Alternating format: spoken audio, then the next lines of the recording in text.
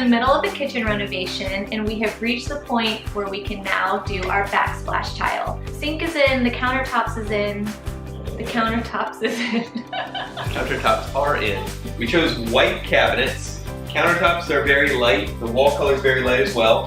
So we're going to be installing this grayish kind of neutral tile to help break up the sea of white and provide some contrast. I know that tiling might seem like a pretty daunting job, but I promise you it's really easy. We're going to take you through the whole process from start to finish. Let's go.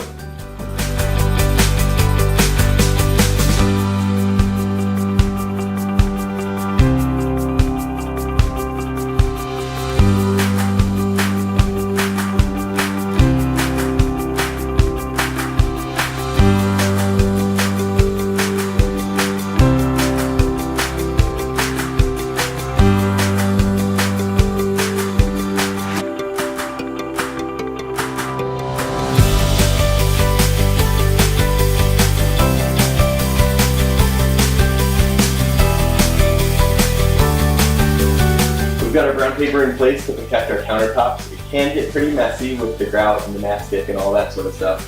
But what we're going to do next is put in a ledger board. A ledger board is this piece right here, and it bridges the gap between two structures so that your tile has somewhere to rest and doesn't slip off the wall.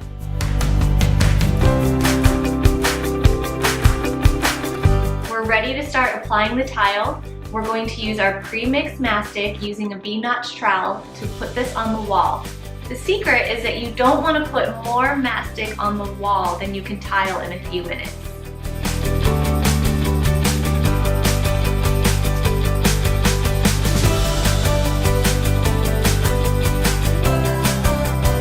There are a couple things that'll make your job a little easier. One is we use a small trowel for tighter spaces. We back butter the tile. We put the mastic directly onto the tile and put it on the wall. Another thing you might notice is we're using 3 by 6 inch subway tile. Subway tile has a natural easement on the edges, and when you put the tile against one another, there's a very small space where grout can fit right in. We prefer the look of a very thin grout line, so we don't use spacers in this case. When you're ready to make your first cut at the end of your row, we find it's much easier to hold the tile in place, make a little mark with a marker, and cut it there instead of trying to measure.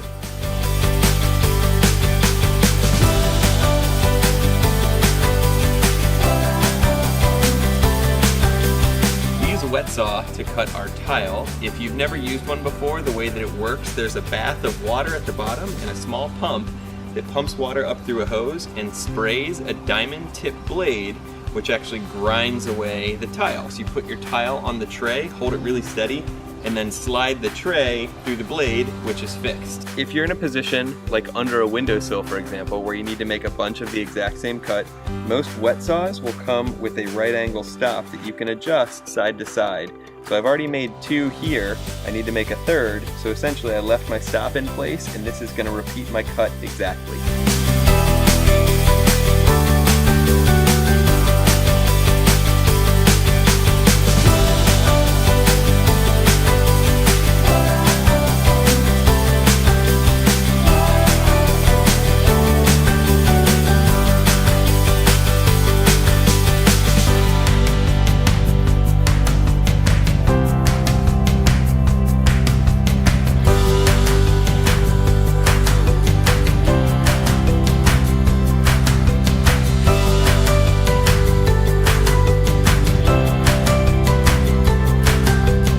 When you get to the cuts around outlets, junction boxes, window ledges, things like that, you can end up with cuts where you need to make 2 cuts on 1 piece of tile.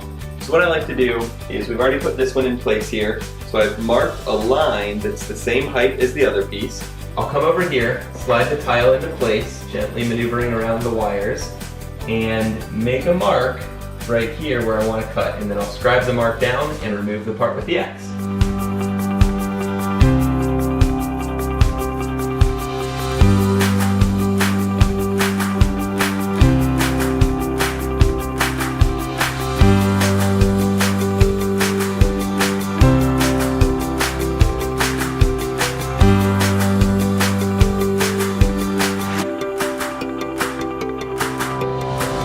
Quick tip for subway tile in a running bond pattern, which is what we're using here where they overlap each other half. Tiny little torpedo level always comes in handy. You want to just throw that up against one of your seams, skip patterns, make sure you're level, and just make sure that your seams line up top and bottom.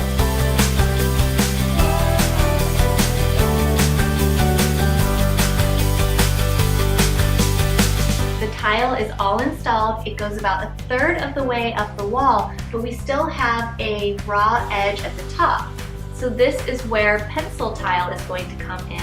It gets applied the same way, just a little bit of mastic, and it sits right at the top edge of the tile, finishing it off.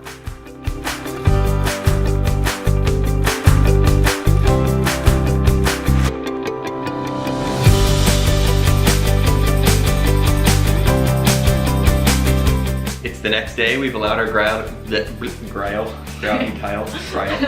It's the next day. We have allowed our tile to set properly based on the instructions of the mastic that we used, and now we're ready to grout. So for grout, you're gonna need a few things and you need to work quickly as well. So we chose a pre-mixed grout, which makes the job just a little bit easier. We'll use the grout with a float, buckets, sponges, and a whole lot of water. And the closer you can be to your water source, the better, because it takes a lot. Fill your float with grout. Run it over the tiles, making sure that the grout fills every crack. Using a clean, damp sponge, swipe over the grout, turn the sponge over, and swipe it again. Making sure that the sponge is clean is very important. You don't want the grout to dry on top of the tile. When you think you're done wiping your grout with your sponges, you're not. You need to wipe at least 1 or 2 more times to eliminate grout haze, because it's much easier to get it clean now than it is to do it later.